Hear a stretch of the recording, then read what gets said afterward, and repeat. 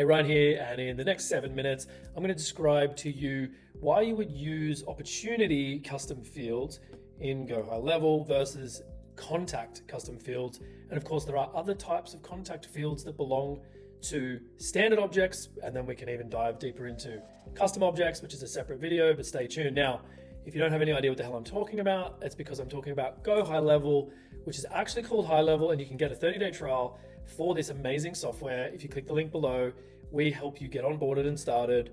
So go and click that and get up and running if you want to start experiencing an amazing all-in-one marketing, sales, and everything in between. So what I'm going to do is I'm going to dive in here and talk about why you would use one over the other.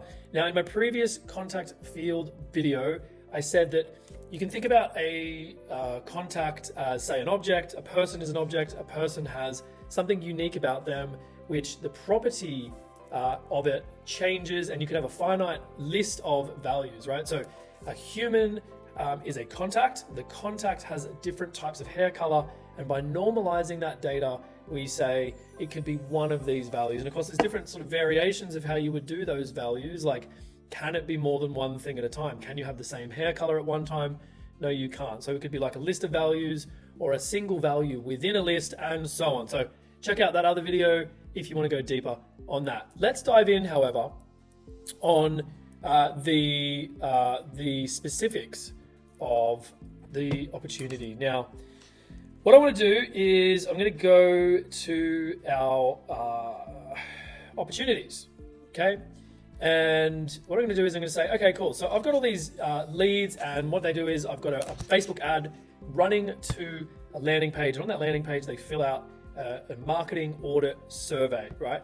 And so within that survey, they're going to go through different stages. So the contact is always going to be the same. It's always going to be Ryan. My name is never going to change. And my email address is essentially not going to change. And so these things are unique to me.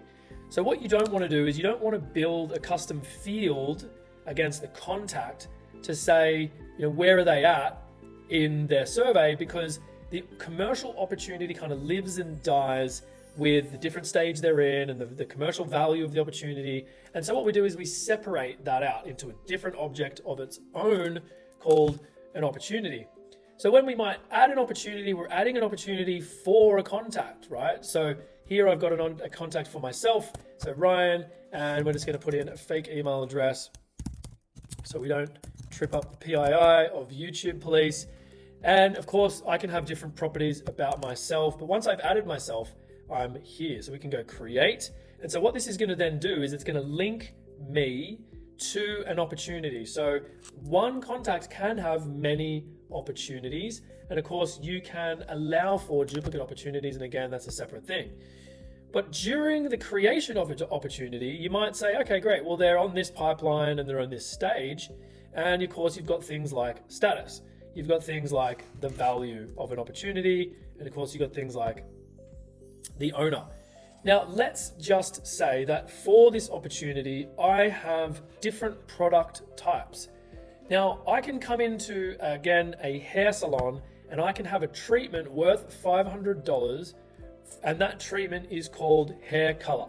Now, I've got blow dry, which is a separate product, and I'm just going to call this a service because the easiest way to relate to it is probably a service-based organization.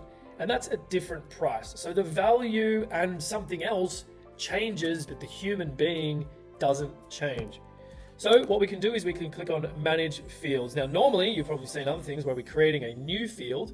You're creating new fields against the object contact, but this time we're going to create it against the opportunity object. And then what I'm going to do is I'm going to be able to go ahead and do a single drop down. And what I'm going to do is I'm going to do service type. Because I can come in many times, and I'm going to put this under the opportunity details folder, and you'll see where that sits sec. So this is a blow dry, and I'm going to say blow dry. I'm just going to say blow dry. I don't know anything about this. So we're going to say blow dry. I'm going to say color and blow dry. And of course, I don't need to have any other information about them there. And I'm going to do create the custom field. So now if we go back and we're building out our opportunity, we've got our new lead that's come through. Now we've got our service type sitting right there in the opportunity details. And of course, if I wanted to do blow dry, now I know that a blow dry is only $250 and that's the opportunity type. And of course, then what that does is it helps us translate that information for reporting purposes. So our opportunity can get broken up into revenue by different things. But what I'm going to do is I'm going to say, well, I want to see all the revenue that's created from blow dries. So what I'm going to do is I'm going to bring in the number of opened opportunities, and then I'm going to go and do this as a pie chart. And a pie chart gives me the opportunity to group that information by a list of values. And because I did that as a list of values rather than say open text, it's only ever going to be able to select the ones in that list. So blow dry and color were the ones that we had open there before. So let's just finish that off because my time's run out, and I try to keep every video to 10 minutes or less. And let's click on save. And now let's just see here. Great. Now I've got my opened opportunities. Let me just edit the name of this quickly. I'm going to say revenue by product. And if I'm a hairdresser, this is going to be split into, let's just move that out the way.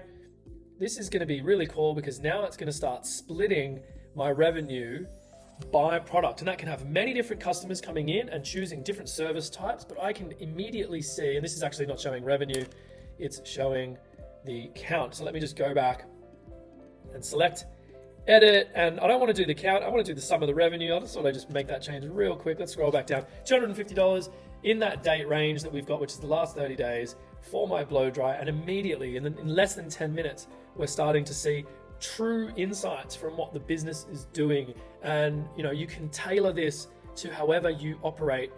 Rather than needing to remember things, you can just have lists of things against the opportunity records. And of course, they can be moving into different stages and statuses as they need to.